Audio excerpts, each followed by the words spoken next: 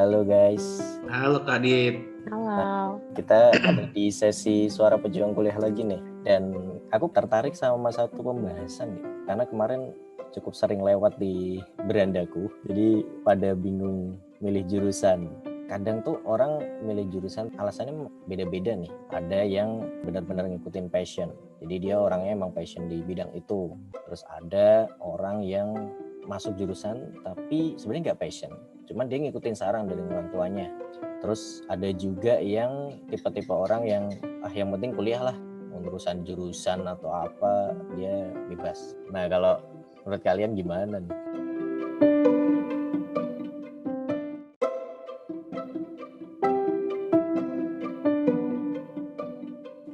Kalau aku sih dulu nih mulai dari passion. Tapi enggak juga sih kalau dibilang dari passion.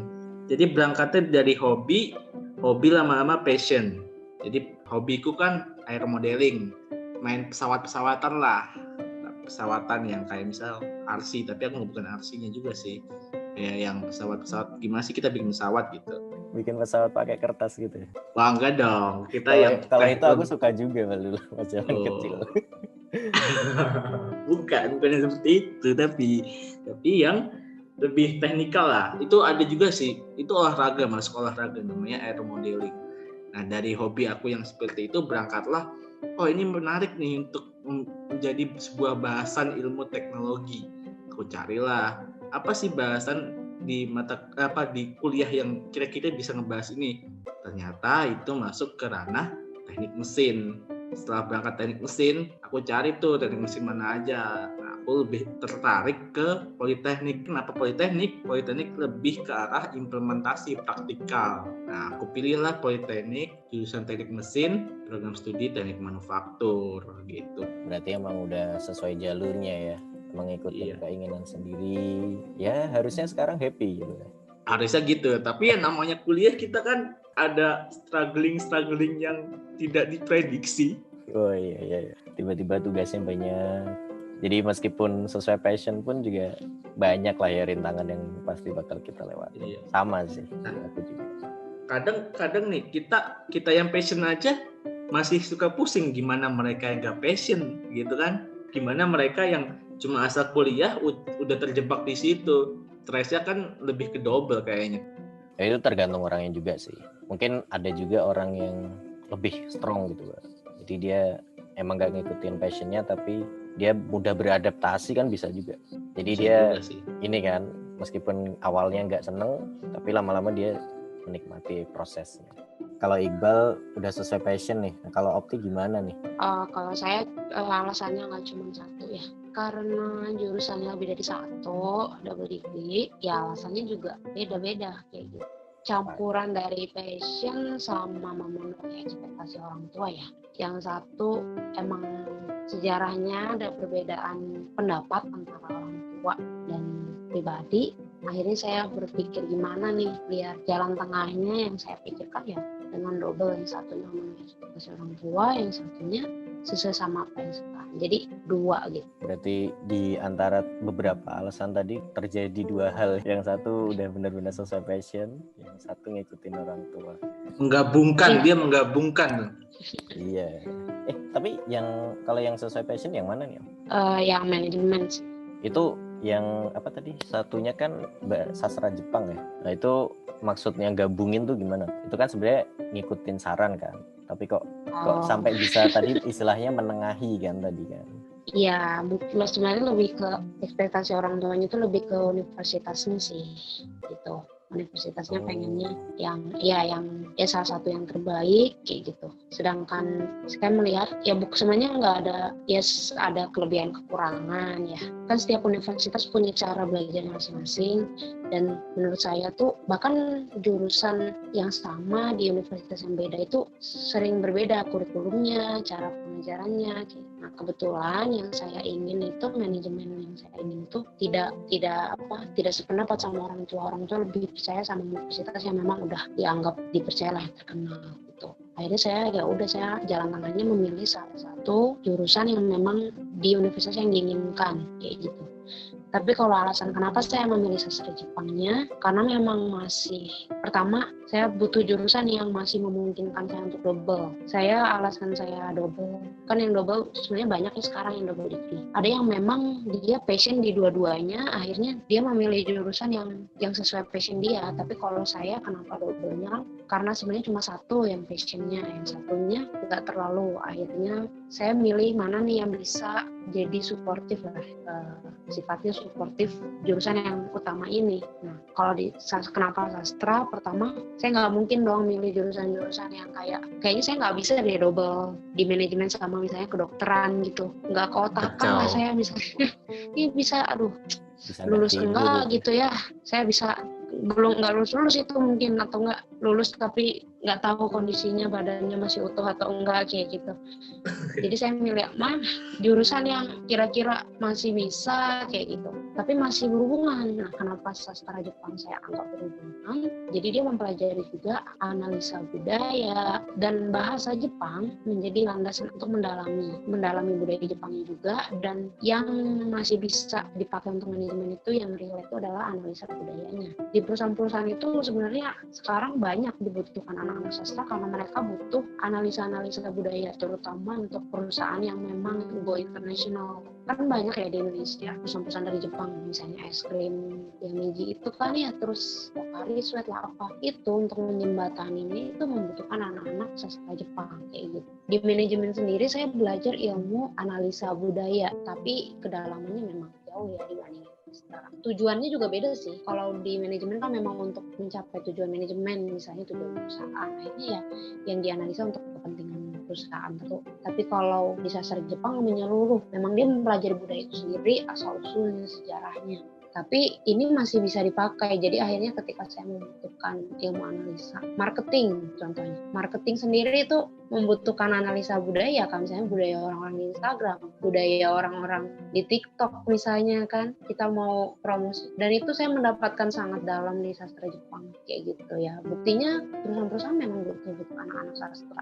Itu yang bedanya sama bahasa kayak gitu. Makanya mungkin saya memilih sastra Jepang. Tapi nih kan Kak Opti kan milih dua nih. Secara menjalani kuliah gimana sih? Apakah berat atau karena emang udah terencana jadi ya emang harus jalanin, jadi udah sesuai koridornya gitu, nggak mungkin membuat hal yang buruk gitu. Kalau nggak ada hal buruk nggak mungkin ya. Ya mungkin. Oh iya juga sih. Ini kan udah pada kuliah ya. Emang sih simpelnya kayak kuliah 2 kali lipat aja gitu. Karena SKS-nya juga jadi 2 kali lipat. Misalnya kan yang kuliah 1 kan 24 jadi 48 kayak gitu. Terus tempatnya juga jadi bolak-balik. Ya kayak gitu sih. Kalau ngomong berat ya ada beratnya sih ya. Mungkin iya. Terus memang yang susah itu kalau udah nabrak sih, kayak nabrak jadwal, terus mungkin harus mengorbankan waktu-waktu lain. Karena untuk kuliah aja saya udah misalnya sampai malam kayak gitu, itu cuma kuliah, nggak ada, mungkin harus mengorbankan masa-masa senang-senangnya. Bahkan itu dari semester awal, kan biasanya kalau semester awal ada yang bilang kan masih enak, tugasnya masih ada gitu. Terus emang kalau mau berorganisasi nggak bisa juga kayak yang lain waktunya gitu sih. Kita ngomongin nih Kak Opti sama aku nih Kak. Kalau Kak Adit gimana nih? Coba nih Kak Adit. Dari yang tadi kita bahas nih, Kak Adit masuk yang mana nih? Oke. Tadi menarik sih itu yang Opti tuh.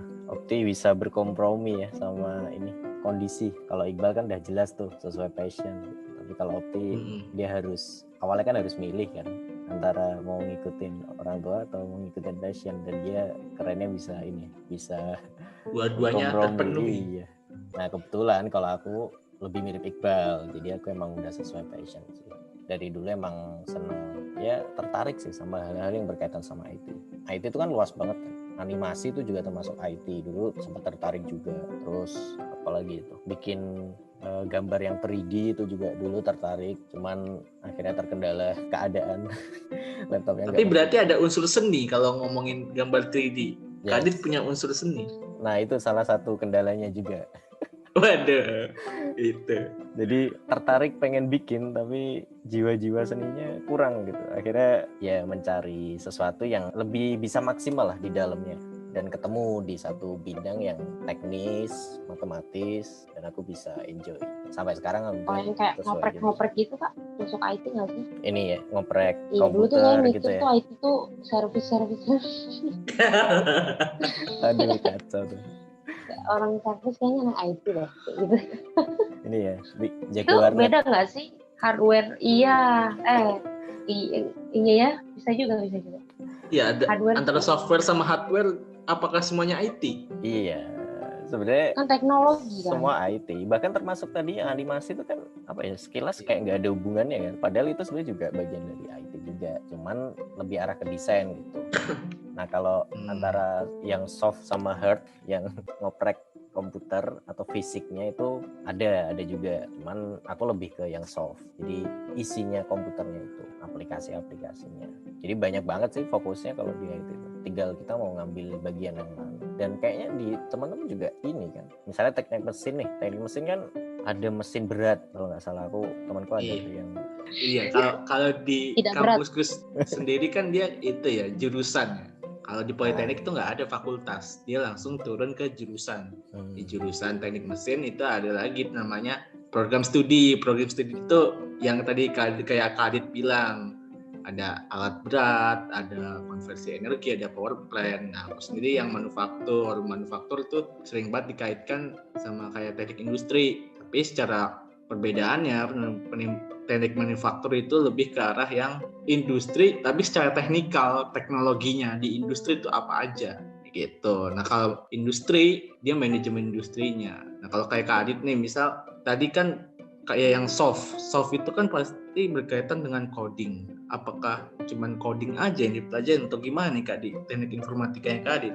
Tadi kan pembagiannya udah ada soft sama hard gitu. Itu aja masih bisa dibagi lagi lebih jauh. Ada yang bagian ngoding, ada yang bikin bagian manajemennya. Jadi tadi Opti ada jurusan manajemen kan, di IT itu juga ada manajemennya sendiri. Terus ada yang bagian ngaudit, ada yang jurusan nyari-nyari masalah.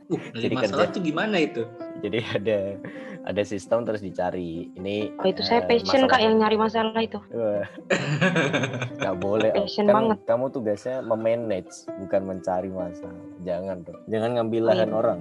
Habis cari masalah dipecahkan. Gimana sih pendapat Kak Adit sama Kak Opti nih? Ada yang case di mana mereka mendambakan universitasnya, tapi nggak mikirin nih jurusannya apa yang mau diambil nih. Pokoknya aku maunya di sini aja, universitas ini. Kira-kira gimana sih pendapat kalian nih? Kalau buatku sih sebenarnya itu balik ke tujuan ya. Mungkin mereka punya tujuannya sendiri gitu. Kalau misal aku pengen mencapai sesuatu, jalanku ya kuliah. Nah kuliahnya jurusan apa? Nah mungkin teman-teman yang tadi yang penting universitasnya nih misalnya, mungkin dia punya target atau tujuannya tuh di misalnya kerja di suatu tempat yang emang itu nggak butuh jurusan tertentu gitu misalnya. Jadi dia lebih mempertimbangkan kampusnya, jadi biar dapat nama kampusnya. Misalnya ada perusahaan A, dia itu menerima dari semua jurusan. Tapi kalau aku sih karena emang tadi berkaitan sama passion juga, tujuanku apa, terus aku senangnya apa. Nah kalau teman-teman yang tadi jurusannya bebas lah istilahnya, berarti mereka bisa berkompromi dengan jurusan atau dengan passionnya tadi, karena dia tujuannya mungkin udah beda sih. Kalau aku sih nggak mempermasalahkan sih ya. Yang penting tadi dia punya tujuan.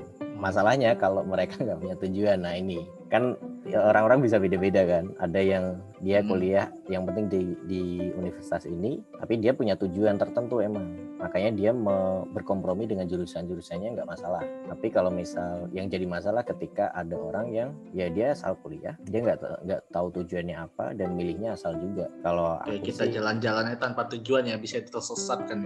Iya. Kalau ketemu jalannya sih, misalnya di tengah-tengah ketemu jalannya sih bagus gitu. Tapi kalau makin nyasar, waduh. Iya. Makin jauh ya. Kak Opti gimana Kak Opti tanggapannya kalau ada yang case seperti itu? Iya mungkin emang harus dilihat dulu ya, kemungkinannya memang banyak, salah satunya mungkin yang kayak Kak Adit bilang.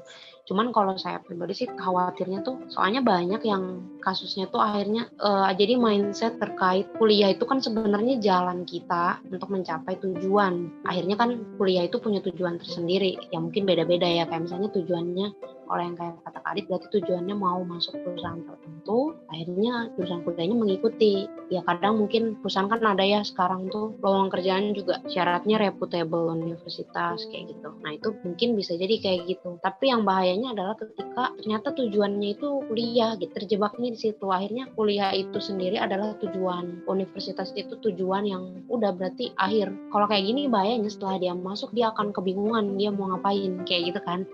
Karena terjebak sama ya mungkin kita pertanyaan-pertanyaan kayak kuliah di mana, mungkin prestisius kayak gitu, terus terburu-buru biasanya mungkin karena lihat teman-teman kuliah di sini yang penting cuman biasanya karena prestis itu. Nah itu yang bahaya sih kalau memang kayak gitu, dia habis kuliah akan bingung gitu ngapain ya. Bagus kalau yang kayak kata Adit misalnya di tengah-tengah dia sadar, kalau enggak atau sadarnya telat, di tengah-tengah sadar pun kayaknya sulit sih. Misalnya ternyata aku ternyata selama ini di sini nggak tahu mau ngapain kayak gitu kan, ya gimana ibaratnya kita kuliah itu kan sebenarnya aslinya dia kendaraan, kita masuk ke suatu kendaraan kita nggak tahu, pas kita udah masuk misalnya masuk ke angkot kita baru sadar aku ini mau kemana sih, kebayang nggak, pasti dia aduh gimana. Dan masalahnya kuliah sendiri setelah didalamin pas diikutin kaget biasanya orang-orang karena beda banget kan sama SMA. Dari situlah angka kita bisa lihat angka mahasiswa yang merasa salah jurusan itu masih tinggi banget di Indonesia kan. Itu kalau kayak gitu bahaya banget,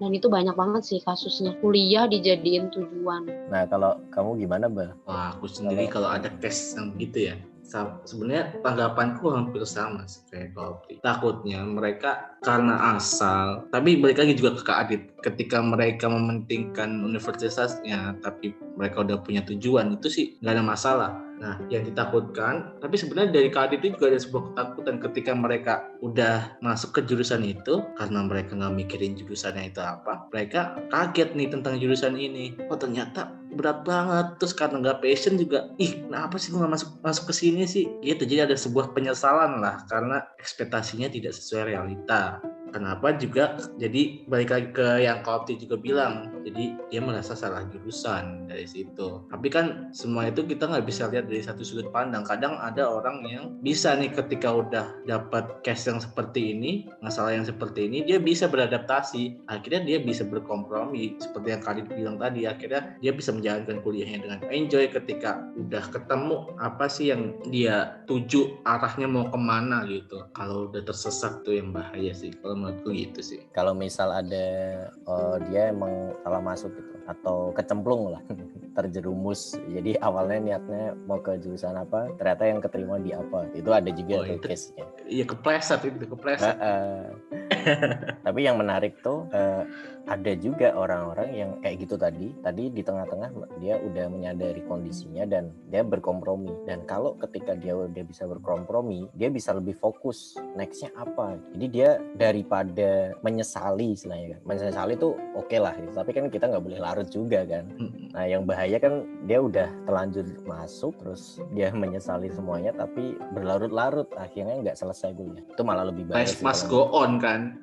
Ya tetap harus ada aksi gitu. Kalau misal menyesali ya silakan pilih gitu, mau pindah ke jurusan lain, daftar lagi, atau mau ngelanjutin dan mulai dengan track yang sekarang. Dan sebenarnya kalau misal mungkin ada ya beberapa jurusan yang kita bisa mencapai suatu titik yang lain dari jurusan ini. Misalnya di IT tuh misalnya aku nggak passion, aku merasa salah masuk nih di IT karena awalnya aku mikir kalau IT tuh ngoding doang. Jadi udah ada mindset kalau aku salah masuk jurusan karena awal-awal udah tertanam di pikiran kalau ini ngoding. Tapi setelah kita mendalami, kita sebenarnya bisa mencari tujuan kita sebenarnya. Kalau misal kita tadi memilih untuk melanjutkan ya, misalnya ternyata aku lebih senang manajemennya, masih ada loh di jurusan IT itu yang tracknya tuh manajemen juga, cuman lebih beririsan ke IT. Iya, ada irisannya. Jadi ya tadi sih balik, apakah kita mau menyesali terus ya udah diem aja atau kita mengambil tindakan. Lebih baik.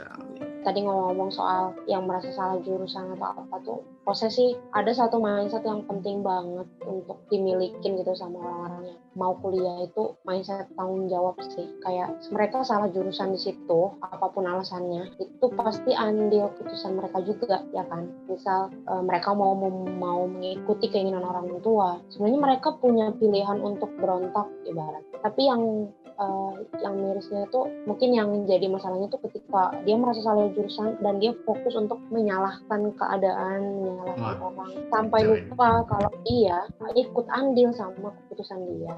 Akhirnya ada mindset tanggung jawab itu. Kalau memang salah ya dia tanggung jawab. Salah kan konsekuensinya pasti dia mungkin akan merasa nggak nyaman. Itu konsekuensi dari pilihan dia. Bukan berarti nggak boleh jadi pindah jurusan, tapi ya banyak yang salah jurusan, depresi, dia menyalahkan keadaan terus kayak gitu. Kayak ini gara-gara orang tua aku, gara-gara mereka lupa kalau yang mengizinkan dirinya untuk nurut, yang mengizinkan dirinya untuk gak berontak itu dirinya ikut andil gitu di dalam. Dari awal nggak paham akan konsekuensinya ya. Iya, dan tanggung jawab kamu yang bikin diri kamu untuk nurut sebenarnya. Kan pilihan untuk berontak tuh selalu ada sebenarnya kan. Sebenarnya bukan berarti harus mau berontak ya. Tapi ketika dia memilih untuk nurut, dia harus tahu konsekuensinya. Berontak pun ada konsekuensinya kan, kayak mungkin kita dianggap durhaka atau apa kayak gitu. Semua pilihan ada konsekuensi. Tapi yang miris adalah ketika dia cuma nyalahin luar terus sampai lupa kalau andil terbesar dia ada di situ ya dirinya sendiri. Jadi daripada sibuk menyalahkan keadaan, jadi solusinya apa gitu. Itu yang sering dilupa sama orang-orang yang sekarang jurusan. Ada terpuruk depresi, dia lupa untuk mikirin solusi, dia cuma mikir coba dulu gini gitu kan. Ya, terjebak dalam masa lalu tapi lupa untuk memikirkan masa depan. Asik. Waduh, kebanyakan berandai-andai. Soalnya ada misalnya kayak dia baru salah jurusan semester akhir, dia udah yakin banget passion dia di sini. Solusinya ya udah dia tetap kuliah, dia sambil ikut workshop di yang memang dia minati. Jalan itu selalu ada sebenarnya, dan memang benar kalau kita cari, hampir semua bidang di dunia ini tuh punya irisan ya kan. Mereka punya irisan sedikit satu sama lain. Dan masa sih ibaratnya nggak ada satu hal yang 100% setan atau 100% malaikat, mereka punya positif dan negatif ya. Tapi orang yang salah jurusan itu udah melihat jurusan itu seperti devil semua 100%. Sistemnya, tugasnya, dosennya, teman-temannya. Seakan-akan nggak ada hal baik yang dia dapat gitu. Akhirnya bikin dia terpuruk aja. Itu mindset penting banget. Kuliah itu tanggung jawab besar, kamu harus pikirkan. Kalau udah paham kuliah itu tanggung jawab besar, nggak mungkin ada kasus iseng. Salah jurusan itu karena iseng. Kalau salah jurusan karena salah perhitungan mungkin masih bisa lah ya, mungkin kita salah, itu kan human error gitu. Itu nggak mungkin ada deh alasan-alasan kayak dulu soalnya iseng doang, terus kirain jurusannya gini gitu. Kayaknya itu minim banget. Dia nggak paham konsekuensinya dari pilihannya. Nah itu, cuman gimana ya ngasih tahu konsekuensinya itu nyampeinnya susah, sampai kita yang ngalamin sendiri. Seminar-seminar yang ngomongin kalau kuliah itu nggak main-main itu udah banyak. Mungkin ibaratnya kayak milih pasangan hidup. Iya, pasangan hidup. Kita bisa tahu kalau milih pasangan hidup itu nggak main-main, misalnya karena udah lihat pengalaman. Mungkin waktu kecil kan kita mikir ya kayak di film aja gitu. Riset dulu ya, survei dulu. Penting. Iya, bibit-bibit bobot ya, sampai tiba-tiba ini ya, tiba-tiba oke, yuk. Bahaya sekali gitu.